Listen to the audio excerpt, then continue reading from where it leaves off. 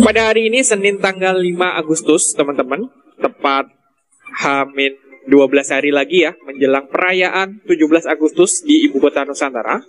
HRT ini bisa maju ke depan dan juga bisa maju ke belakang ya, mundur ke belakang. Jadi tanpa harus putar balik, merupakan transportasi berbasis listrik kereta tanpa rel pertama di Indonesia. Jadi ramah lingkungan, teman-teman. Putrajaya Malaysia bagus desainnya Pak, silahkan main ke sana. Tapi setelah maghrib sepi Pak, Bu. Kenapa? Karena rumahnya masih di Kuala Lumpur, paginya ngantor di Putrajaya, dia sorenya pulang lagi, malam sepi.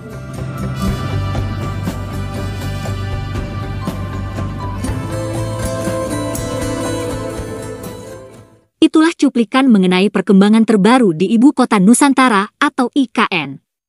Ada kereta tanpa rel yang akan dioperasikan pada peringatan Hari Ulang Tahun Kemerdekaan pada 17 Agustus nanti.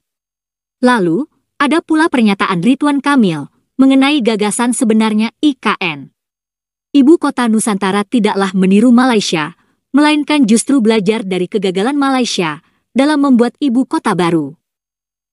Hal itu penting kami jelaskan di sini bahwa bangsa Indonesia belajar dari negara mana saja, termasuk Malaysia. Dalam segala hal, kita jelas belajar pula dari negeri kasino tersebut. Misalnya, kita belajar dari kegagalan kaum Melayu Malaysia dalam mengusir penjajah. Akibatnya kaum Melayu Malaysia tidak bisa menyebut diri mereka sebagai bangsa pejuang. Karena faktanya mereka hanyalah pengkhianat Nusantara, mereka kaum lemah, karena tak berani pula melakukan revolusi. Kita juga belajar dari Malaysia yang gagal membuat konstitusi sendiri. Akibatnya, hingga sekarang konstitusi Malaysia masih berbahasa Inggris. Dan kaum Melayu Malaysia harus paham bahasa Inggris juga jika ingin memahami konstitusi buatan British tersebut secara utuh. Masih banyak lagi yang bisa kita pelajari dari negeri kasino. Kita juga bisa belajar dari kegagalan Malaysia membentuk satu bangsa dengan satu bahasa.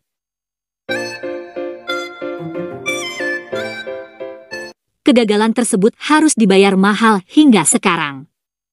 Konsep Melayu palsu atau Melayu British di Malaysia justru menyebabkan Malaysia terjebak dalam perpecahan kaum.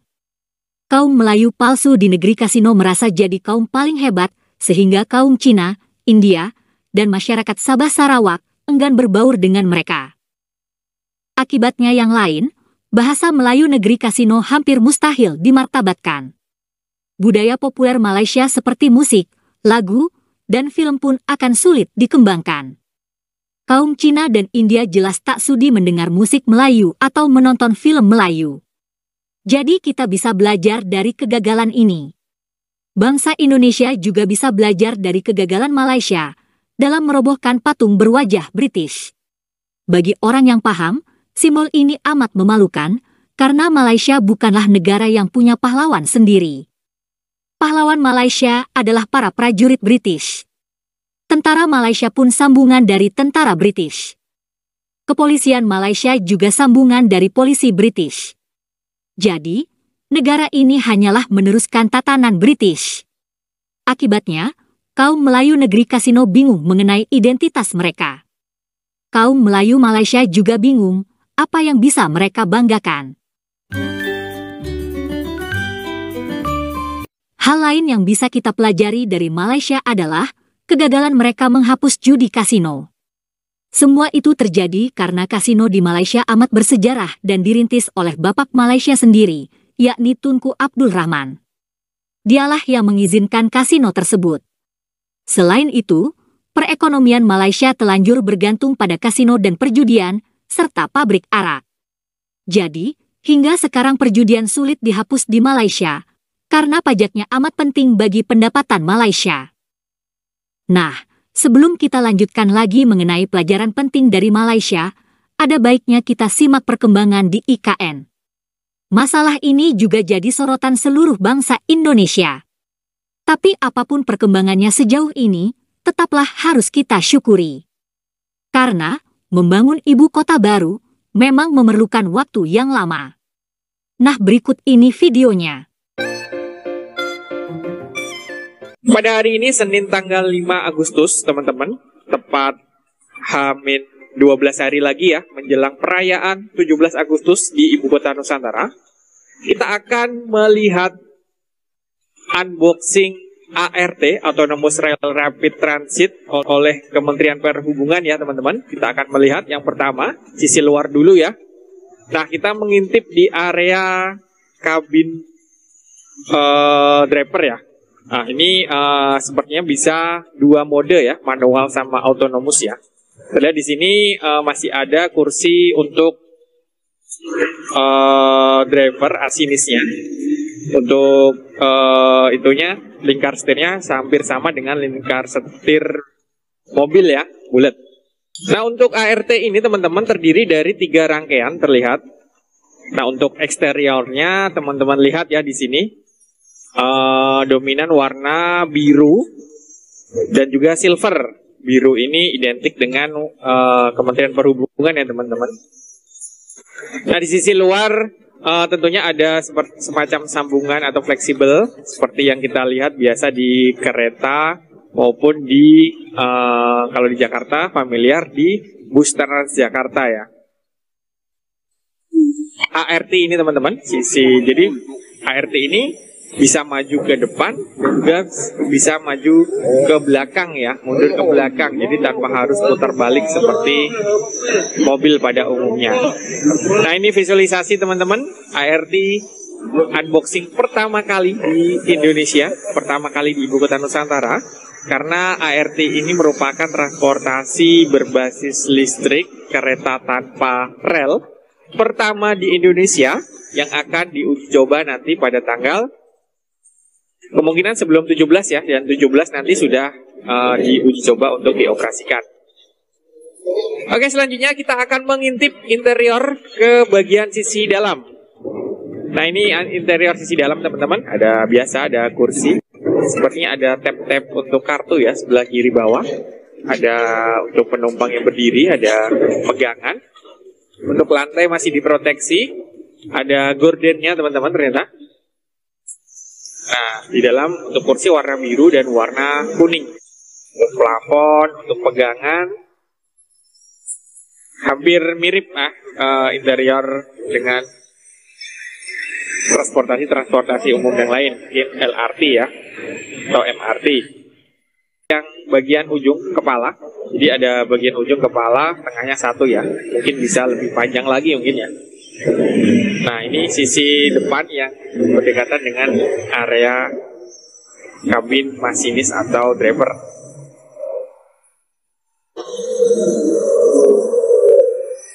Teknologi ART ini merupakan teknologi dari luar ya, kita masih impor dari CRRC, China Railways, dengan kereta cepat Jakarta Bandung. Untuk transfer teknologinya tentunya nanti seperti kereta cepat teman-teman, kita akan dilatih untuk mengigatkan, mengoperasikan, bahkan untuk maintenance ya. Nah, itu ada CRRC di bawah. Kereta ART ini atau kereta tanpa rel ini sendiri merupakan transportasi massal berbasis listrik, jadi ramah lingkungan teman-teman. Itulah kereta tanpa rel dari Tiongkok yang akan diuji coba pada 17 Agustus nanti. Kita harus sabar pula menanti anak bangsa Indonesia mampu menguasai teknologi kereta listrik seperti itu. Dan apapun perkembangan IKN, kita harus tetap berharap agar proyek itu terus berjalan. Pelan tidak apa-apa, asalkan benar-benar terwujud. Dan kita juga telah belajar banyak dari negara lain termasuk Malaysia. Kita harus menghindari kegagalan Malaysia dalam membangun Putrajaya. Ibu kota Malaysia ini sepi di malam hari karena terlalu dekat dengan Kuala Lumpur. Kita harus belajar pula dari kegagalan kota hantu Forest City di Johor. Proyek ini gagal karena terlalu ambisius. Tapi IKN akan berhasil asalkan politik kita tetap stabil. Demokrasi memungkinkan orang berbeda pendapat. Tapi dalam urusan IKN, terlalu besar taruhannya jika kita masih terus meributkan masalah pemindahan ibu kota. Ada baiknya pula, kita belajar dari negara seperti Bangladesh. Perkembangan ekonomi akan terganggu apabila proses politik diselesaikan lewat demonstrasi di jalanan dan bukan lewat pemilihan umum. Nah, berikut ini adalah gagasan sebenarnya Ibu Kota Nusantara seperti disampaikan oleh Ridwan Kamil.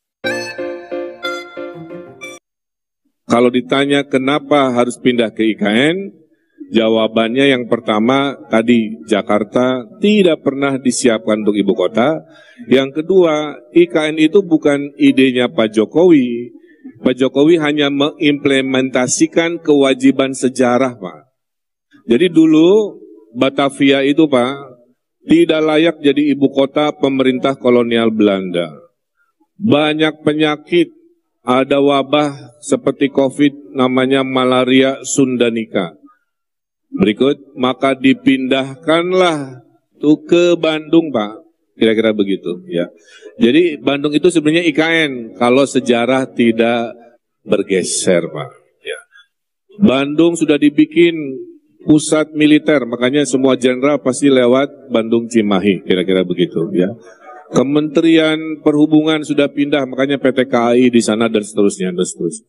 Tapi gagal karena tahun 29 ada depresi besar ekonomi dunia dan tahun 42 Jepang datang, maka bubarlah IKN versi pemerintah kolonial Belanda. Kemudian Presiden Soekarno tahun 50-an memindahkan gagasan ke Kalimantan, ke Palangkaraya, tidak terwujud karena baru merdeka. Anggaran tidak cukup, politik masih ramai dan seterusnya. Zaman Pak Harto ke Jonggol, spekulan tanah, wah udah habisin tuh Pak tanah di Bogor sana, kayak kecelek, keburu sejarah reformasi.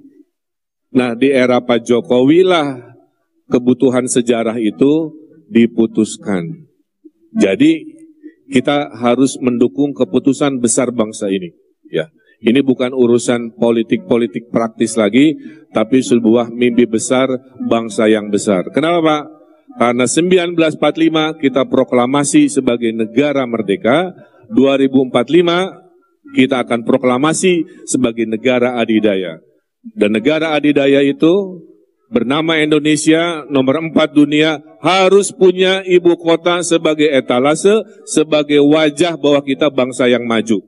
Dan bapak-bapak yang duduk di sini, bapak ibu harus bersyukur karena kita menjadi pelaku sejarah di hari ini.